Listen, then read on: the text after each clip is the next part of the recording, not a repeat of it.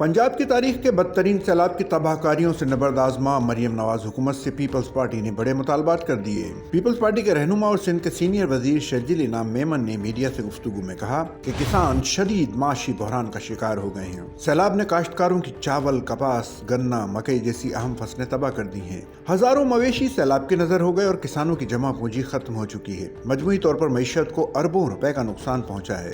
सूबाई वजीर ने मजीद कहा कि मुल्क को फूड सिक्योरिटी जैसे संगीन खतरात लाहक हो चुके हैं। वफाक की तरह पंजाब हुकूमत को भी सूबे में ज़रूरी इमरजेंसी नाफिज करनी चाहिए। शर्जील मेमन ने किसानों और दीगर मुतासरीन को बिजली के बिलों से मुकम्मल इस्तिस्ना देने का भी मुतालबा किया और कहा कि हुकूमत फौरी रिलीफ फराहम करे। उनका कहना था कि वफाक और पंजाब की हुकूमतें सैलाब से होने वाली तबाही से मुताल्लिक आलमी इदारों को एतमाद में लें और सूबे में आलमी बरादरी के ताउन से बहाली के बड़े मंसूबे शुरू करें। सूबाई वजीर ने कहा कि सिंध में 2022 के तबाहकुन सैलाब के बाद पीपी हुकूमत ने 21 लाख घर और मुतबादिल तवानाई के मंसूबे मुकम्मल किए। पंजाब में भी सिंध के तर्ज पर रिलीफ और तामीर नौ का मॉडल अपनाया जाए। सिंध हुकूमत पंजाब के भाइयों के साथ खड़ी है।